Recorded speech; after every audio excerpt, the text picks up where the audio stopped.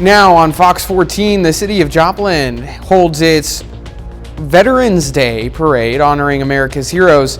Plus, students in Independence get a real-life lesson in fire safety.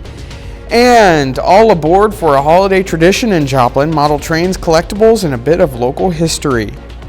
The 4 states' most watched news starts now. This is KOAM News on Fox 14. I'm Anthony Saviello. Veterans Day is Monday, but it's Tuesday, but people across the 4 states are already gathering to honor the men and women who served our country. The 38th annual Veterans Day parade marched through downtown Joplin today. The parade started off at 10, moving north on Main Street, then turning west onto 3rd and south onto Joplin Avenue, ending behind City Hall at 6th Street. Everyone was invited to come out and help honor America's heroes. In Independence, Missouri, a group of quick-thinking 3rd graders went from having an ordinary reading lesson to watching a real-life rescue. As Brian Johnson reports, what happened next not only saved a dog's life, but also turned into a fire safety lesson. You can still see the aftermath of this fire where we are standing right across the street from the school. The roof is tarped, the front is boarded up. In Independence at Thomas Hart Benton Elementary School, Independence Fire Department Station 4 visits Mrs. Hudson's 3rd grade classroom. So if something goes wrong and you need help, call 911, right? They show off their gear. It helps us from getting cuts, tears, and burns, and on the inside of this, real quick, this protects us from heat. They want everyone to be comfortable and come toward them should there ever be a fire. Last Thursday, something unexpected happened during reading class. I looked out the window and I see the house is on fire. And I decided to report it to the section. There was smoke coming out everywhere. Actually, as they were showing me, the front window blew. So I picked up my phone, I called 911. Thankfully, no one was home. Fire crews rescued a dog from inside the house and gave the pet oxygen. The dog was kind of lethargic at first, and then towards the end, he was wagging his tail and super happy. So it was a really cool moment for my kiddos. Everyone's glad the dog survived. Happy and after that defeated peanut butter. The students saw the fire from beginning to end. It was a real world education right in the classroom. This is truly about humanity, right? What it means to step up and do something to help out your fellow neighbor. This is one of our favorites called a Halligan. Now all the 3rd graders are familiar with the gear. And in a fire, they know to get out and call 911. Let's go ahead and check in with meteorologist Lindsay Gaffney for a first look at weather. We are still expecting some freezing temperatures across the area tonight. Now we have a freeze warning for Oklahoma and Arkansas. They're still expecting their first hard freeze of the season. Now the rest of us are still going to be below freezing, and we may even see some snow flurries tonight. Joplin area is teetering the line right around 33, 34 degrees. So we're getting close to freezing, but we might not drop down just yet tonight. We do have a few clouds already pushing through. Temperatures tonight, again, only dropping down to the mid-30s to low 30s, though for the next couple of nights, Sunday night into Monday morning, low 20s, and it's going to feel like the teens to even single digits. And then on Monday night into Tuesday, upper 20s. So we've got a couple of really cold nights ahead. I'm going to have all those details coming up. Lindsay, thanks. Well, intricate model train displays and swap tables returned to the Joplin History and Mineral Museum today. Over 40 vendors were on hand, offering everything from model trains and sets to shirts and collectibles just in time for holiday shopping. The current displays will remain up throughout the holiday season, showcasing how railroads helped shape Joplin's history. Entry fees help support the museum and maintain its exhibits. Well, I hope that just the heritage of the trains and to see what it used to be, how the trains were so important at one time to get across our country before the highways. And the railroad actually built these towns around here. Coming up, as the government shutdown stretches on, some airport workers are feeling the strain. But up first, coming up, epilepsy can impact anyone at any age. We'll show you the 3 simple steps you can take to help someone having a seizure. November is National Epilepsy Awareness Month. Almost 3 million adults and nearly 500,000 children in the U.S. live with epilepsy. In today's Health Minute, Mandy Gaither explains how remembering 3 things can help.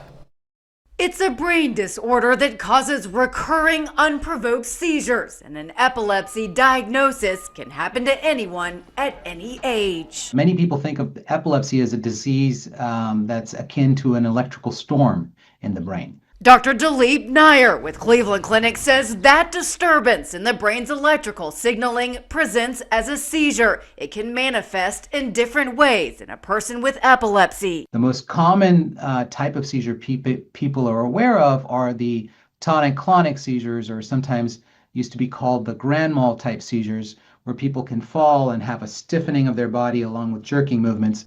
Nair says remember the 3 S's for seizure care. The first S is for stay. Remain calm and stay with the person having the seizure. Look at your watch and time it from the beginning to the end. If it lasts longer than 5 minutes, 3 to 5 minutes, that's considered a long seizure and you should call 911 right away. The second S is for safe. Keep the person safe by moving them away from anything that could be harmful, like sharp objects. There's no need to put anything into their mouth. They're not going to swallow their tongue. That doesn't actually occur. And finally, the third S is for side. If the person is not awake and aware, turn them onto their side. So that if there's any sort of emesis or vomit or spit, comes out of their mouth rather than make back into their lungs. For Health Minute, I'm Mandy Gaither.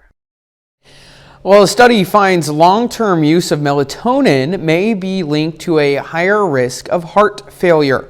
Researchers looked at the medical records of tens of thousands of adults with chronic insomnia who took melatonin for a year or longer. The study revealed those patients had a 90% higher risk of heart failure over the next 5 years. That compared with people with similar symptoms but who did not take melatonin. Lindsay is next with a complete look at the forecast, and later, with the government shutdown dragging on, many airport workers are going without pay. See how local support is making a difference. It's going to get colder tonight and for the next couple of days. We can go ahead and take a look at our 24-hour temperature change. Fort Scott dropped 15 degrees today compared to this time yesterday. The rest of us are slowly falling behind. We do have very cold temperatures on the horizon. Already so far, though, today we're in the low 40s, especially north of I-44 out near Kansas and northern parts of Missouri as well. Now the rest of us are still sitting in the mid to low 50s. All of this is going to continue to drop once we get into early Sunday morning, and we may even see a few snow flurries, though right now you can see it is just quiet and calm so far today. Now we do have already that low pressure system that passed us. We're getting these northerly winds throughout the next couple of days, and that's going to drop our temperatures down into the 20s. Taking a look at downtown Joplin from the Cornell Arts and Entertainment Complex. So far, not much is going on out there today. We did have a windier day earlier, but calm winds so far for the rest of the evening. And it will be calm for the next couple of days, but despite that, we still have very cold temperatures that could drop down our wind chill values into the teens to even single digits. We also have a chance to see a potential flurry or two. Now, very low chances for us, but through the morning on Sunday, here we are about 4:30, overcast skies. Once we get into the daytime, that's going to keep us way cooler on Sunday. But then again, once we push into early morning, we're already seeing temperatures near freezing by 5, 6, 7 a.m. And then we have slight rain chances there. You can see, again, very limited amounts, but could be pushing into the area, bringing us a couple of snow flurries during the daytime. Now, does push out rather quickly. Again, not expecting any accumulation. If anything does occur, it's going to be very hit and miss. Now, the rest of us, dry, overcast, and very cold starting Sunday. The high for the day only getting into the low 40s, upper 30s. We're not going to warm up much from our overnight low tonight, which is going to be dropping down into the mid to low 30s. Now, Sunday night into Monday morning, we're dropping down to the low 20s. Some of us may even get into the upper teens for the actual temperature. And then on Monday, upper 20s, low 30s. Now, like I said, though, those wind chill values are going to cool us down quite a bit. So as we head into Sunday morning, it's going to feel like the mid 20s to low 20s already. As we head through the high, up again, low 40s for the high, upper 30s. It's going to feel like upper 20s, low 30s. Now, the coldest part of this whole couple of days is going to be Monday morning. Low temperatures in the low 20s, but it's going to feel like the low teens. So we do have a cold couple of days. Luckily, if you like the warm, we do warm right back up. The upper 60s by Wednesday, 70s through the first half of the weekend. We do have another front moving in overnight over next weekend that we could see those temperatures dropping back down again. Very mild into the 60s, mid to low 60s. But I mean, I'm pretty excited about the next couple of days. I love the cold weather, ready to see some cold temperatures.